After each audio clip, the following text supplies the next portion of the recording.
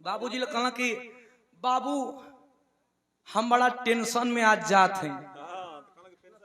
ए भैया इंटर बाबू कहला जा बचवा जात हो तो बढ़िया से जइहा, देखिए कोनो दिक्कत न होखे। अपन बाबू लोग कहते कि बाबूजी ए घड़ी हम बड़ा टेंशन में जात हैं।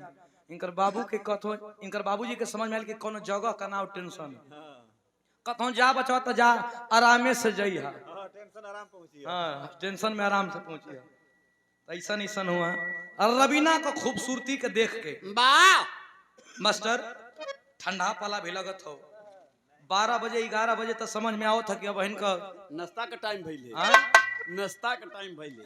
हाँ जना था कि अब इनका किरीन फुटल है। तो वैसे देख के तनी रवीना बैठल है, माहौल भी बढ़िया बा, अच्छे अच्छे पहलवान भी लड़त हुआ।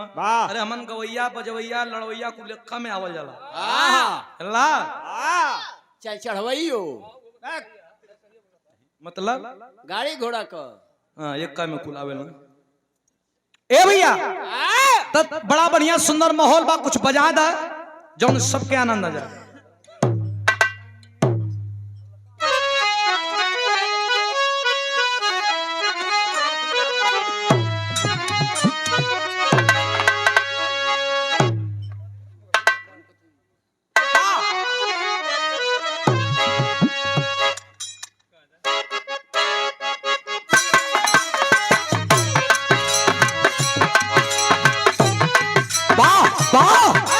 कोई जवाब नहीं, कोई जवाब नहीं, जवाब होगा तो बताएंगे। वाह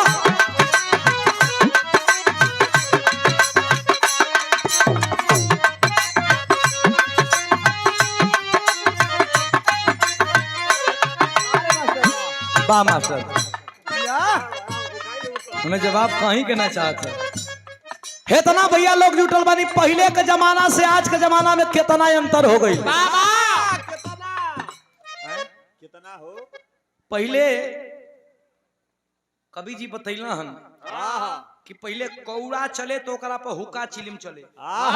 5 गो आदमी बैठ के हाल चाल करम द्वार पर। अब केहू को भाई के भाई बैठे बदे तैयार नहीं बा ना, भाई के भाई नहीं खे बैठत, आदमी एक दूसरे के देख के जलन में रहत बा।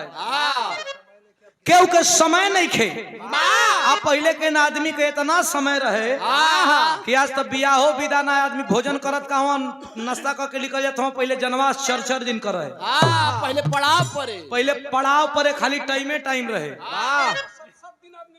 हाँ खैर आप तो जानते हैं साधनों का अभाव रहल।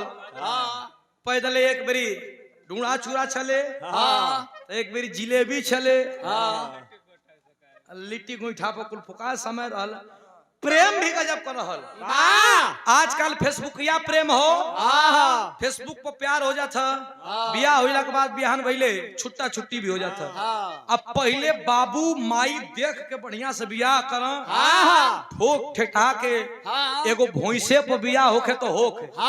10 बरिस पर गौना होखे तड़पा दुनोरी। इनकर भाई रहल जानत। अच्छा इन्हीं का भइल 7 बरिस पर भइल। मेहरारू के चिट्ठी लिखा एगो परेश करे वाला रहल। ससुरारी जाए के ना रहे, चिट्ठी ओकरा के द तो चिट्ठिया फाड़ के आ कोइलवा धतका दे कह के पहुंचा आइली। अपने से लिख के इनके दे दे पहुंचाऊ दे के पहुंचा दनी। उनियो कइनियो के दोनों एक मीडिएटर रहे। लेकिन गवना ना भइरे कोनो लड़की के ठंडा में प्यार का बात लिखत बिया के राजा जी गवना करा ले। रवीना रंजन जी सन लड़की बिया, हमारे जैसन लड़का बा, लड़किया कहत का बिया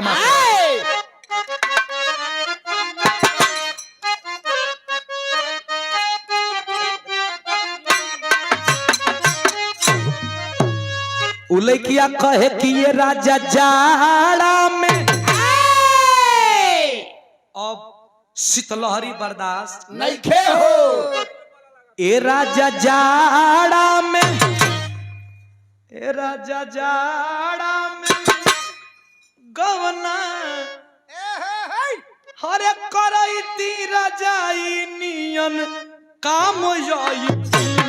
राजा जाड़ा में गवना करई ती रजाई नियन काम जाई। करई ती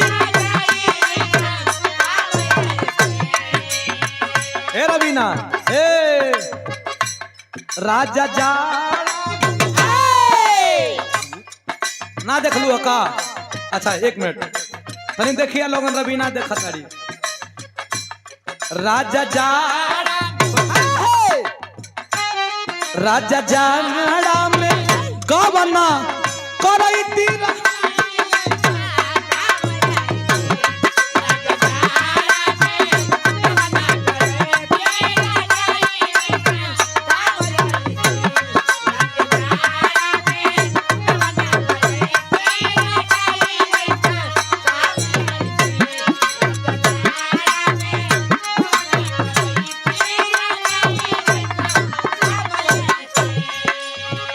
शानदार 1100 रुपया का पुरस्कार हमरे आदरणीय जाड़ा में कुल हम अब नाचे कूदे बंद कर दिले बा। हमारे गुरुजी का आदेश हो गइल कि अब अरे नाचे शुरू करबा तो केहू के छोड़बा नहीं, केहू कहीं कहीं रुकी नहीं। ऐसे सब जान गइल बा कि तू ठीक बड़ा अब कम कर, अब खाली वही से कट से काम चलाओ तनी कहे ए बिरहा जगत को हमके गोविंदा कहल जाला जानलू। हाँ राजा जा दुनू राजा जा राजा जाड़ा में गवना करैती रजाई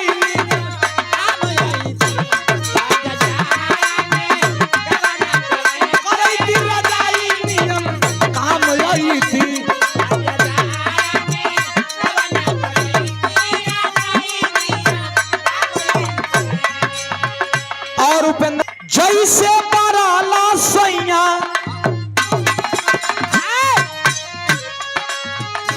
हेयर का हेयर जैसे बराला सैया रोसरी में रोसरी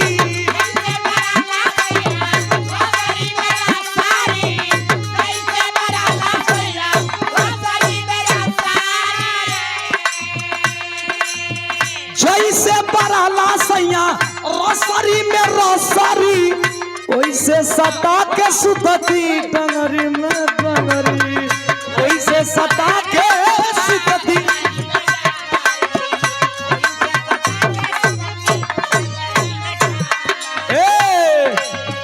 जैसे बराला जैसे बराला जैसे जैसे बराला सैया रोसरी में रोसरी वैसे सटा के सुतती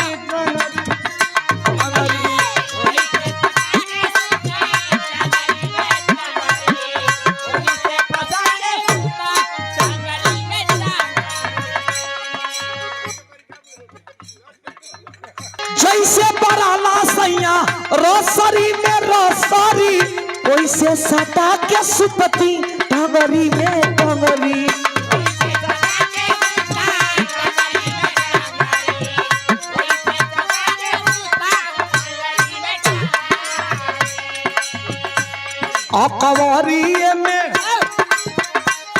अकवरिये में साथ के सुतैती रजाई नियन